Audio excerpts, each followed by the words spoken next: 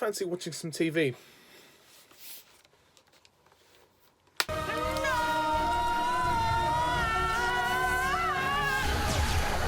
Oh! Oh! That's one way to suck your face off. Oh, come on! I wasn't trying to be... Weird.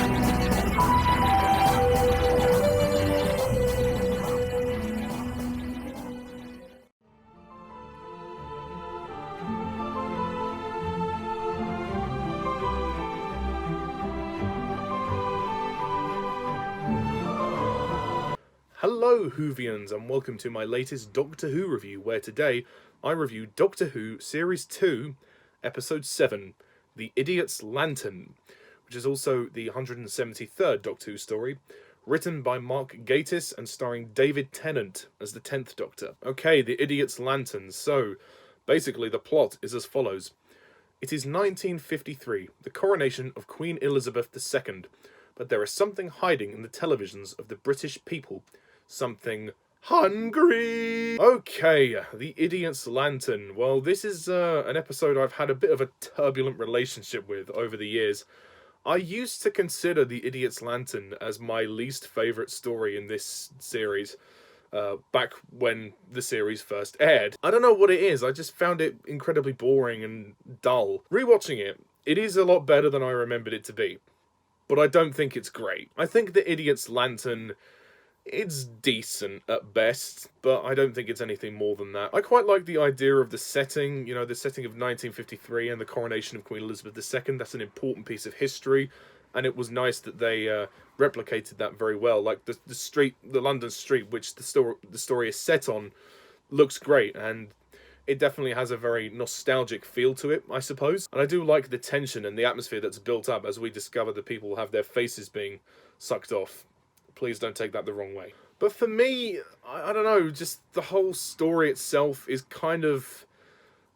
like, it's good, but there's problems with it. For me, the biggest problem of The Idiot's Lantern is the whole character of Mr. Magpie. I don't think anyone's going to agree with me on this, but whatever. I think the whole idea of Mr. Magpie being controlled by the wire is stupid. The fact is, she is a woman inside a television. He could easily smash the televisions and just get rid of her like that.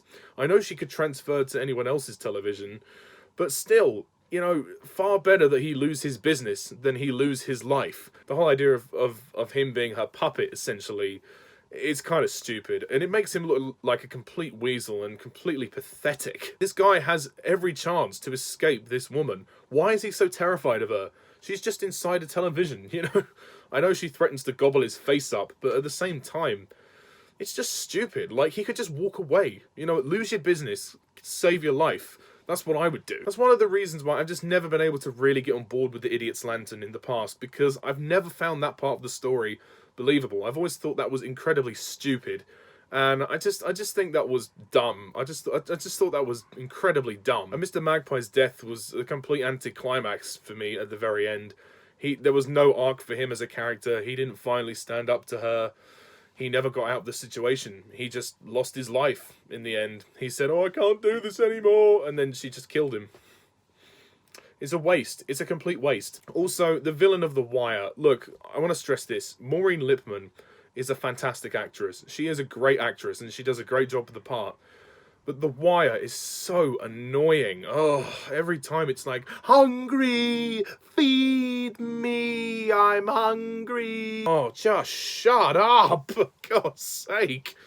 I can't stand this character. She just constantly shouts saying, "Hungry, feed me, I'm going to gobble you up, pretty boy." So yeah, I'm sorry, I don't like The Wire, and I just don't think she's a very convincing villain, and Her backstory is just pointless. Like, it doesn't really add much to her character, to be honest. I actually would have much preferred it if she was just this kind of enigma. Like, we didn't need to know how she got in the television.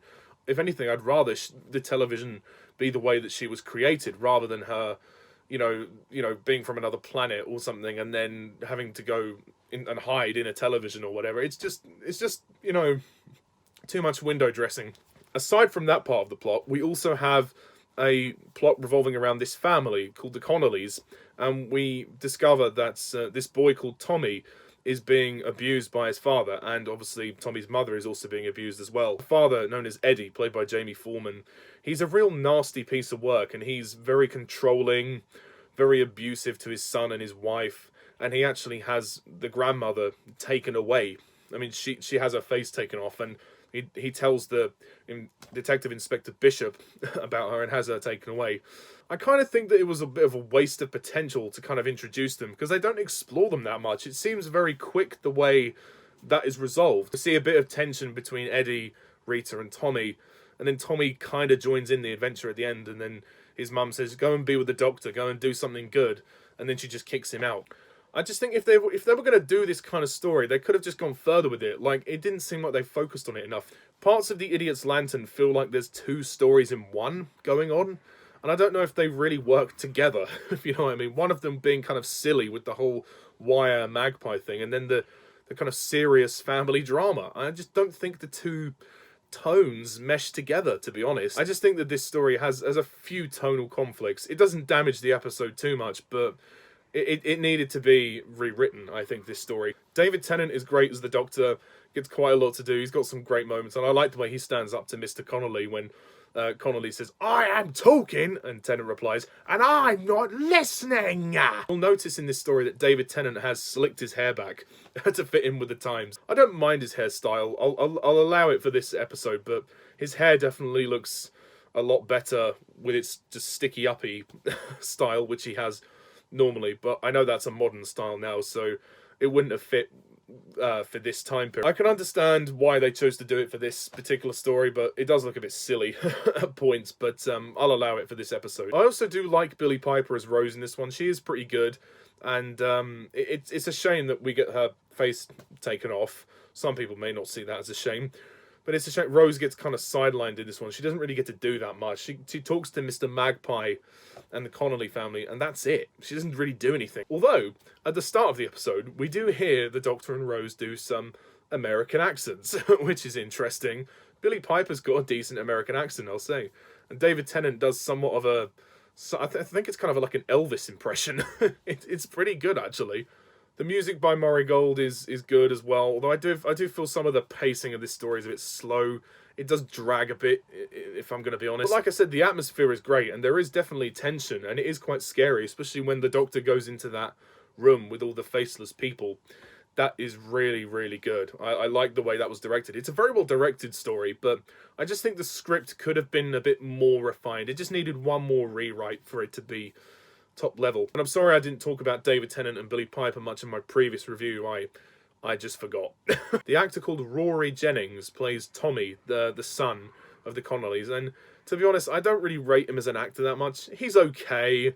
He doesn't get to do very much. I think he could have been more integrated with the story. Like, he should have joined the Doctor on the adventure earlier on. If they were going to have Rose, have her face taken off, the Doctor needed another ally, and Tommy doesn't seem to do much anyway when he joins the Doctor. So, I don't know. I think maybe it would have been better to have, instead of this Mr. Magpie character, have Eddie Connolly be the person who is being controlled by the wire, and then Tommy be the person that goes up onto the aerial and confronts him at the end. How much better would that have been? And it would have been more personal, especially as they were trying to go for a family drama as well.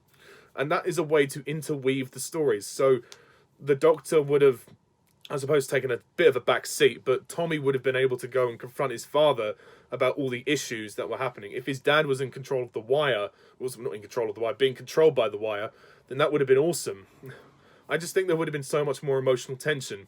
I suppose the downside of that would make Eddie Connolly look like a pathetic character if a television was controlling him.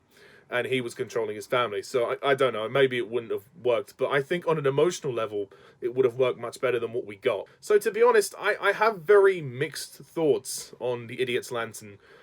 It's not the best of the series. It's not the worst either. It's decent. It's good, but it's not an episode that I rush back to be honest. And yeah, that's all I can really say about it. So as a final score, I'm going to give The Idiot's Lantern, I'm going to give it a 7 out of 10.